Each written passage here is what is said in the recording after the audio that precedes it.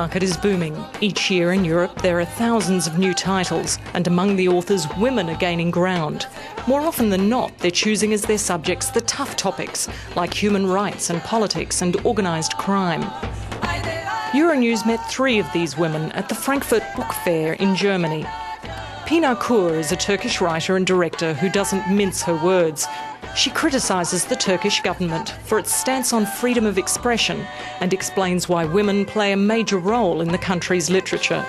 As you know, women are the oppressed sex all over the world, but which is also true for Turkey, only more so.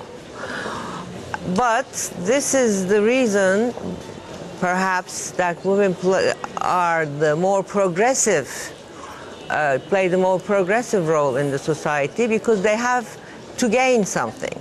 They have to bring their own personality into the society. So they want to force their way into the society. So they are the progressive. Women are the progressive element in literature as well as in the society, I think.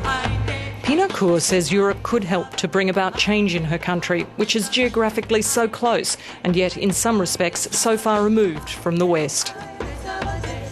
Until the laws that work for censure are changed in the country, the fact that Frankfurt Book Fair exposed Turkish literature to the world as far as it did, I don't know how much it did, will call attention to the Turkish literary scene, and this may be that we will have outside pressure to change those laws, not only in Turkey but from outside, from Europe too.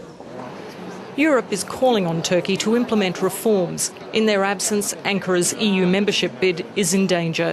Pinar Kür says Europe holds a great importance for her country. Right now there's an anti-Turkish front in Europe which offends the Turkish people, and the government is not very much in sync with them. Of course, a secular like Europe is a guarantee for a secular like Turkey. So, of course, we would like that Europe to be more helpful. From the offerings at the fair, it seems women writers are also investigating subjects ignored by their colleagues. Ayse Önal is a world-renowned, award-winning journalist. Her latest book, entitled Why Do You Kill Us?, is about honour killings in Turkey. It's a taboo subject in her home country, and so far her novel hasn't been published there. Çünkü benim yazdığım konu Türkiye için önemli bir konu değil. Yani the subject that I wrote on is not considered a very important subject in Turkey, where it's seen as just ordinary girls being killed. Çok fazla bir anlam ifade ettiğini zannetmiyorum. This issue is taken much more seriously in the Western world. Hiçbir Türk yayıncı bu kitapla ilgilenmedi. It seems that Turkish publishers don't take much notice of the issue either. Maybe they didn't like the way I wrote it, or maybe they don't consider this issue an important one. İlginç gelmedi, onu bilmiyorum ama Türk yayın evlerinden bir davet almadım. Önal analyses the reasons behind the practice too often linked in Turkey to the Kurdish minority. In her opinion, it's the perception or interpretation of Islam that plays a major role in the honour killings. Türkiye'de şöyle bir kanaat var. Aslında seküler Türkler böyle There bir is şey so yapmıyorlar. little understanding of this practice of honour killings in Turkey now that it's just seen as a minor matter, as if it's something linked to the Kurdish culture. Eğer bu doğru olsaydı, But if this were true, we wouldn't have seen honour killings happening most frequently in Palestine, then second most frequently in Pakistan, and then Turkey coming in with the third highest rate. yaşamadığına göre So this shows us that it's really not just a Kurdish issue. Perhaps we're actually confusing the matter and blaming Islam for these honour killings. en büyük neden Instead, I think we have to look at how groups of people perceive and interpret Islam.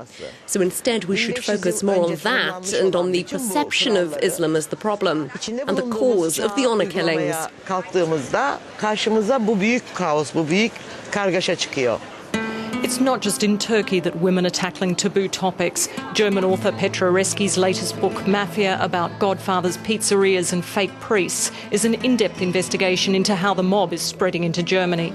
It has as its starting point the Duisburg massacre a year ago, when 6 Italians were slaughtered in a pizzeria. It was the first time organised crime had hit Germany with such force. Why this subtitle, she says. Because my book was written above all for Germans. For the Germans, the mob used to be an Italian problem, and then came the Duisburg massacre. It's always like that. People are only interested in the mob when someone dies. Even in Germany, the same thing happened. People began realizing the mob existed only after the massacre in the pizzeria.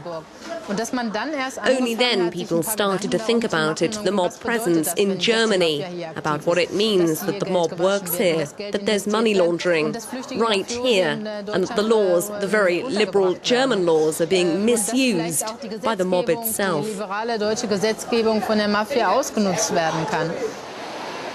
Petra Reski says it's a fallacy to consider the mob as behind the times. Very often, she says, criminals are the only one who understand and know how to use modern phenomena like globalisation.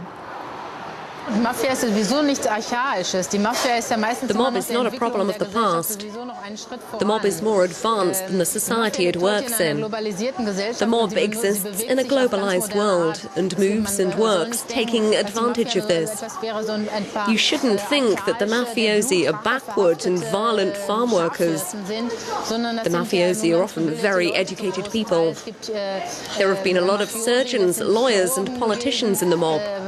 So it's actually something that's very modern. The mob is ahead of the trends, ahead of social and economic developments. It understands economic developments very quickly and reacts even faster. I assume that right now, because of the global financial crisis, the mob is the only organisation that's earning money. The mob has a huge amount of money to invest, so it'll be the only body that makes a profit in the depressed stock market. The world of high literature, with its epic novels and top prizes, has in the past been seen as a male preserve. In the 106 years of the Nobel Prize in Literature, only 11 winners have been female. Pinar Kür, Ayse Önal and Petra Reski are 3 authors whose work is helping to change all that. Each takes aim at cultural taboos, often showing great courage in doing so. Their efforts go a long way to making sure a woman's voice matters.